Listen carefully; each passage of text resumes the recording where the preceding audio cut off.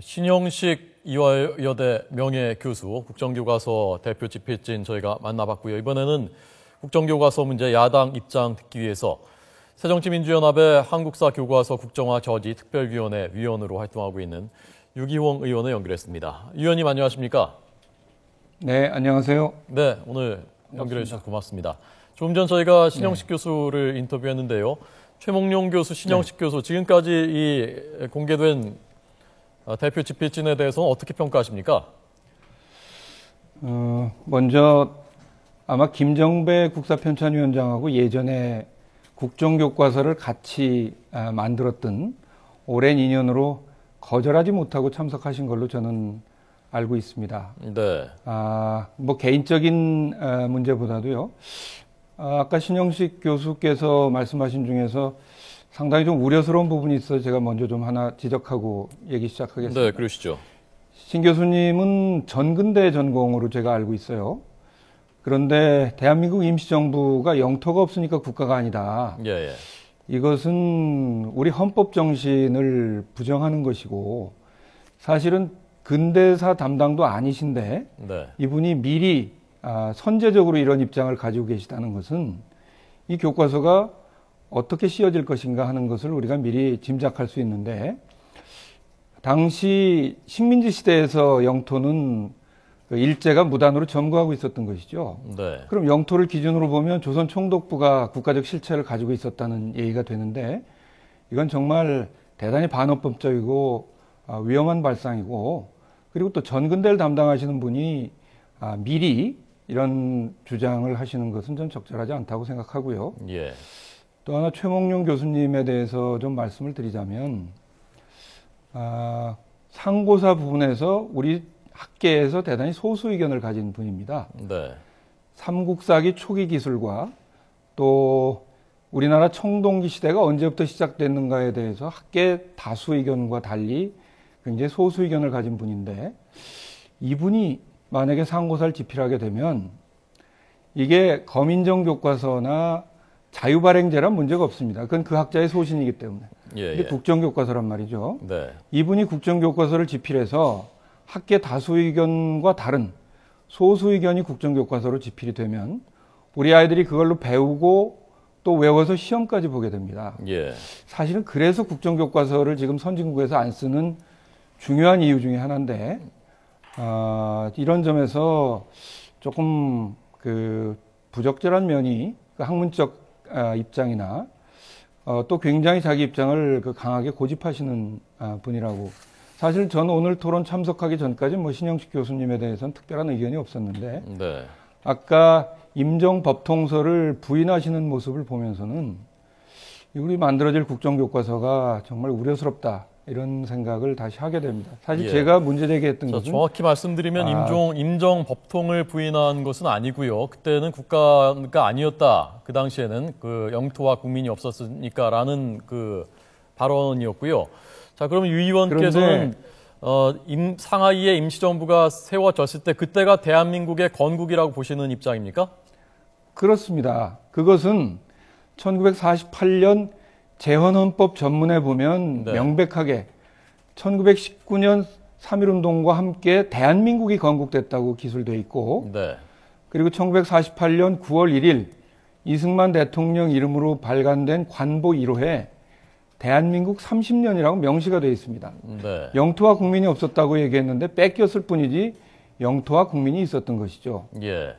사법, 입법, 행정부를 다 갖추고 있었고 광복군이라는 군대까지 가지고 있었던 그리고 헌법상 민주공화국이라는 국채를 분명하게 한 국가였다는 것이 올바른 해석이고 그리고 지금도 헌법 전문에 임정법통 계승이라는 것이 분명히 명시되어 있다는 점을 말씀드리고 북한은 임정을 인정하지 않았기 때문에 1948년 자기들이 국가를 수립했다고 얘기를 하는데 우리는 1919년에 이미 대한민국 임시정부를 수립했기 때문에 48년에 정부 수립이라고 하는 것입니다. 그런데 48년 건국절 주장은 이명박 대통령 때 잠깐 하다가 광복회나 여러 독립운동 단체들 반대에 부딪혀서 좌절됐던 것인데 그것을 국정교과서를 만들면서 48년 건국절을 주장하는 것은 우리 상식에도 어긋나고 그리고 지금 우리 헌법 정신에 어긋나는 전 굉장히 심각한 문제라고 생각합니다. 네. 그 국민들이 어떤 공통된 국가에 대한 의식을 가지고 있어야 된다라는 그 조금 전 신 교수의 말에 대해서는 어떻게 생각하십니까? 그거 역시 좀 우려스럽습니다. 히틀러가 그 나치 시절에 네. 국정교과서로 하나의 의식을 심어주기 위해서 노력했고요. 예. 그리고 유신 때도 한국적 민주주의라는 새로운 가치관을 국정교과서를 통해서 주입을 했습니다. 현대 시대는 애국심은 중요하죠. 근데 그 애국하는 방법의 다양성조차 인정하지 않는다면 네. 국민들이 각각의 입장에서 어떻게 나라를 생각하고 나라를 위해서 일할 것인가 생각해야 되는데 그것을 하나의 방법으로 해라. 그리고 이 원칙에 따라서 해라 하는 것은 국가주의로 나갈 우려가 있기 때문에 유엔에서도 2013년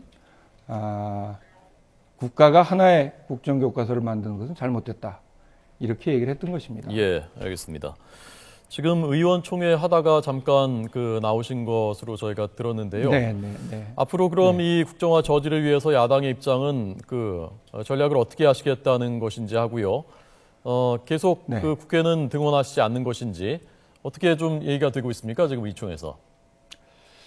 우선 국회를 등원하지 않는 것이 아니라 지금 야당의 주장이 철저하게 외면되어 있기 때문에 정부와 여당에 대해서 우리 입장을 수용해 줄 것을 촉구하는 것입니다. 예를 들면 예결특위에서 예비비 편법 사용에 대한 정부의 답변도 없고 그리고 자료 제출 안 하고 있습니다.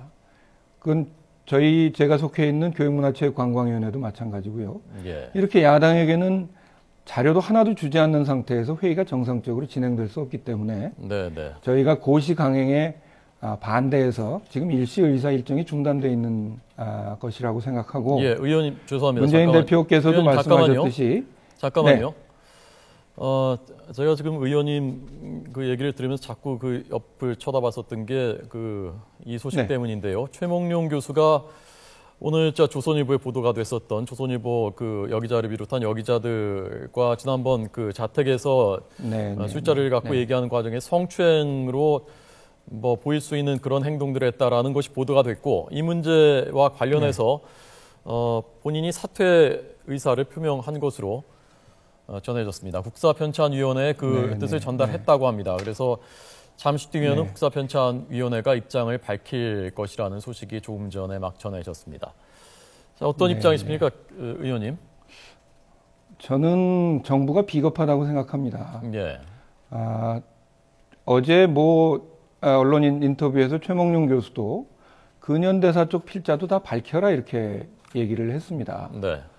문제가 되는 것은 오히려 근현대사 쪽이고 쌀 수탈을 수출이라고 주장하고 임정법통 부인하는 그런 뉴라이트 학자들이 참여할 것이 분명하기 때문에 저희가 우려를 제기하고 필진을 공개하라고 한 것인데 그런 분들은 공개 안 하고 원로학자 두 분만 이렇게 내놓다 보니까 그분들에게 비판이 집중될 수밖에 없었던 것이죠. 그런 점에서 그런 부적절한 언동이 나왔던 것이라고 저는 생각하고 그래서 이 문제를 해결하는 방법은 정부가 필자를 공개해야 됩니다. 그 국정교과서를 쓰는 일은 엄밀한 공적 행위입니다. 근데 어떤 공적 행위를 하는 데 있어서 그것을 비밀에 붙이고 명단을 공개 안 한다는 것은 어떻게 국정교과서를 나라에서 만드는 교과서인데 그 필자를 비공개로 하고 집필을 하겠습니까? 이건 어불성설이라고 생각하고요. 그 과정에서 원로학자 한 분이 전 결과적으로 안타깝게 생각하는데 그 제자들이 찾아가서 애정을 가지고 만류했던 것을 새누리당 모 의원께서는 테러라고 했는데 제가 얘기 듣기로는 여제자들이 많았고 또 애정을 가지고 만류했고 또 거기에 대해서 최몽룡 교수는 제자들에게 고맙다고까지 얘기했었습니다.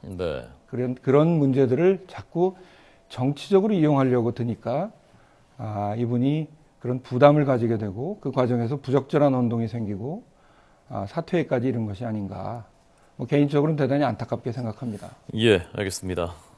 새정치민주연합의 한국사 교과서 국정화 저지 특별위원회에 소속돼서 활동하고 있는 유기홍 의원에게 들었습니다. 고맙습니다. 네, 고맙습니다.